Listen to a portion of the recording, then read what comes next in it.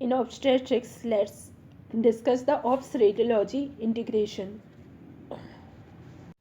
तो basics of USG देखते हैं पहले। फर्स्ट ट्राइमेस्टर स्कैन किस लिए होता है? एक तो फीटल वायबिलिटी चेक करने के लिए, दूसरा इंट्रा यूट्राइन या एक्टोपिक प्रेगनेंसी है वो चेक करने के लिए, एक्टोपिक या एक्स्ट्रा यूट्राइन प्रेगनेंसी बोल सकते हैं। थर्ड गेस्टेशनल एज को मेज़र करने के लिए।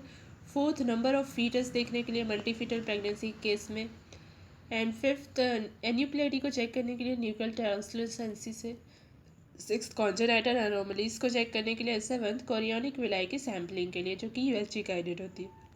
सो रूटीन यूएसजी जो प्रेगनेंसी में किया जाता है वो सेफ़ होता है ड्यूरिंग द प्रेगनेंसी। 5 रेडिएशन इसका मैक्सिमम एक्सपोजर होता है रेडियन।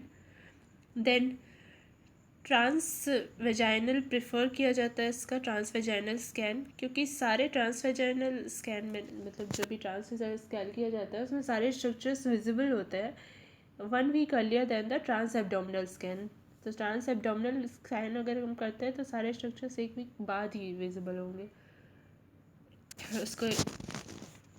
देन टीवीएस प्रोब की फ्रीक्वेंसी जो है वो ग्रेटर देन और इक्वल टू 5 मेगा हर्ट्ज होती है, जबकि जो ट्रांस एब्डोमिनल स्कैन की प्रोब की फ्रीक्वेंसी होती है वो 3 to 3.5 मेगा हर्ट्ज होती है, मतलब उसकी कम होती है।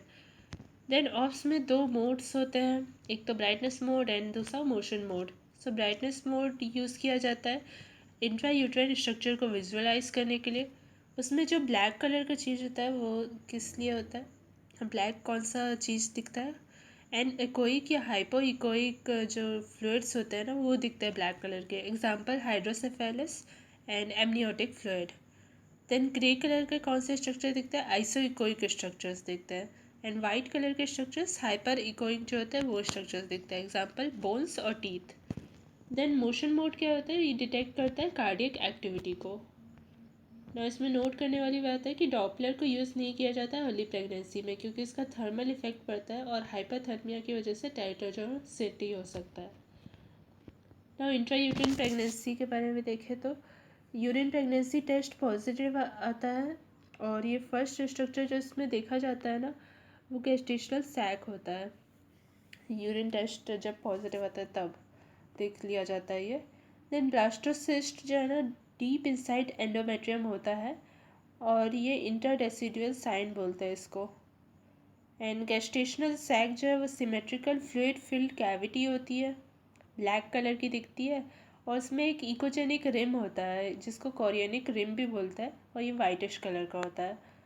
गेस्टेशनल सैक ना देखा जाता है 4 वीक्स 3 डेज से लेकर 5 वीक्स तक, मतलब 4.5 वीक्स से 5 वीक्स कह सकते हैं।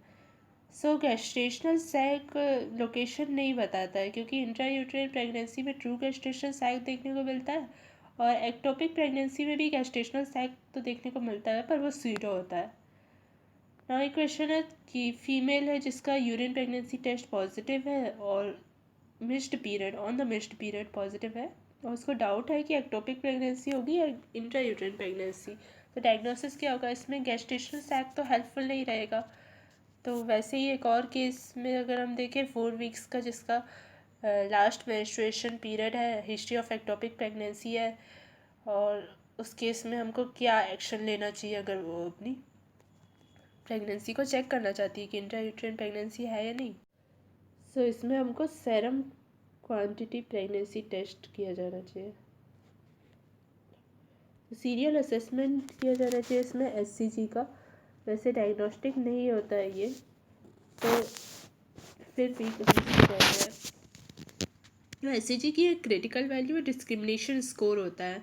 वो क्या होता है कि एससीजी की वो वैल्यू होती है जिसमें 100% केसेस में गेस्टेशनल सैग देखा जाता है।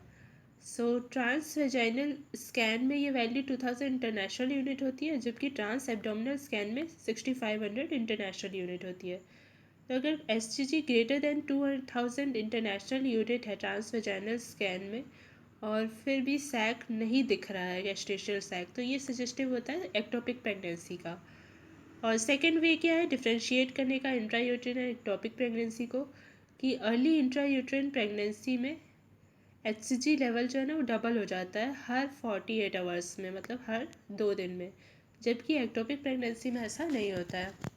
अब गेस्टेशनल सैक का मीन सैक डायमीटर हम निकालते हैं। तो मीन सैक डायमीटर क्या होता है? मीन 3 परपेंडिकुलर डायमीटर्स होता है, मतलब 3 परपेंडिकुलर डायमीटर्स उसका निकाल के उसका हम मीन निकालते हैं। सो गेस्टेशनल सैक फर्स्ट स्ट्रक्चर होता है जो कि प्रेगनेंसी में देखा जाता है, और ये कैलकुलेट करने के लिए यूज़ होता है गेस्टेशनल एज को। अपीयरेंस कैसा होता है गेस्टेशनल सैक का? गेस्टेशनल सैक ट्यूब में अगर देखते हैं ना, तो वो सजेस्टिव होता है एक्टोपिक प्रेगनेंसी का, और वैसे तो डायग्नोस्टिक नहीं होता है ये।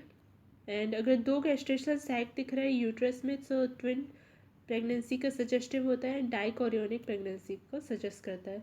योक सैक अगर उसके अंदर है तो फिर इंट्रा यूट्राइन प्रेगनेंसी को सजेस्ट करेगा वो। देन योक सैक अगर गेस्टेशनल सैक में है और वो गेस्टेशनल सैक ट्यूब में है तो फिर एक्टोपिक प्रेगनेंसी को इंडिकेट करेगा। योक सैक क्या कैसे दिखता है? ब्लैक ब्लैक स्ट्रक्चर दिखता है गेस्टेशनल सैक के अंदर। सो इस तरीके का दिखता है जैसे डायग्राम में छोटा सा। देन योक सैक जो है एमनियोसिटी मार्कर होता है, एमनियोसिटी। एंड गेस्टेशनल सैक जो है वो कोरियोनोसिटी मार्कर होता है। सो ये 2 डायग्राम्स हैं।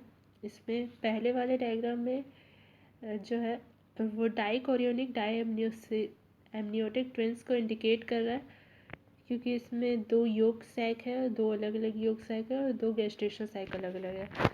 देन ये जो सेकंड वाला राइट साइड वाला डायग्राम है वो सजेस्ट कर रहा है मोनोकोरियोनिक डाई एमनियोटिक ट्विंस को, क्योंकि इसमें एक ही गेस्टेशनल सैक है और 2 योक सैक्स है। 2 योक सैक मतलब एमनियोसिटी डाई हो गई। नाउ बेस्ट टाइम क्या होता है डिटरमिन करने का कोरियोनिसिटी को? 10 to 14 वीक्स होता है। अब अर्ली ट्विन प्रेगनेंसी जो है ना वो इस तरीके का ही दिखता है, MCDA या फिर DCDA इस तरीके का। तो ये MCDA ट्विंस को सजेस्ट कर रहा है। फीटल पोल के बारे में देखें तो फीटल पोल जो है 5.5 वीक्स में देखा जाता है, मतलब कि 5 वीक्स एंड 3 डेज में। एंड क्राउन रम्प लेंथ देखा जाता है मेनली USG में। तो ये क्या होता है? लेंथ होता है between the cephalic pole and rump. And इसका सिग्निफिकेंस क्या होता है फीटल पोल का? कि फीटल पोल अगर प्रेजेंट है ना तो वो कंफर्म करता है एक्टोपिक प्रेगनेंसी को इनसाइड द योक सैक के अंदर अगर वो प्रेजेंट है, और वो गेस्टेशनल सैक के अंदर योक सैक रहेगा, और गेस्टेशनल सैक अगर ट्यूब में है तो। एंड विथ और विदाउट कार्डियक एक्टिविटी, मतलब कार्डियक एक्टिविटी के बारे में तो ये नहीं बताता है, वो भी सकती है नहीं भी हो सकती है। तो क्रिटिकल कट ऑफ क्या होता है विजुअलाइज करने के लिए फीटल पोल को? कि गेस्टेशनल सैक का डायमीटर 25 mm तक होना चाहिए। अगर गेस्टेशनल सैक का डायमीटर ग्रेटर देन 25 mm है और फीटल पोल विजिबल नहीं हो रहा है तो फिर हम इसको एबनॉर्मल प्रेगनेंसी कंसिडर करते हैं। तो एक क्वेश्चन है कि एक फीमेल है 4.5 वीक्स में आई है एंड गेस्टेशनल सैक उसका 14 mm का है, फीटल पोल नहीं दिख रहा है, तो क्या बोलेंगे इसको कंसिडर नहीं करना है एबनॉर्मल प्रेगनेंसी, क्योंकि इसको हम वेट करेंगे गेस्टेशनल सैक को 25 mm होने तक का। अगर फिर भी फीटल पोल नहीं दिखता है तब हम इसको एबनॉर्मल कंसिडर करेंगे, और उस कंडीशन में हम इसको बोलते हैं एनएम्ब्रियोनिक प्रेगनेंसी और या फिर ब्लाइटेड ओवम। सो ये था ऑप्स रेडियोलॉजी इंटीग्रेशन का first part. Thanks for watching.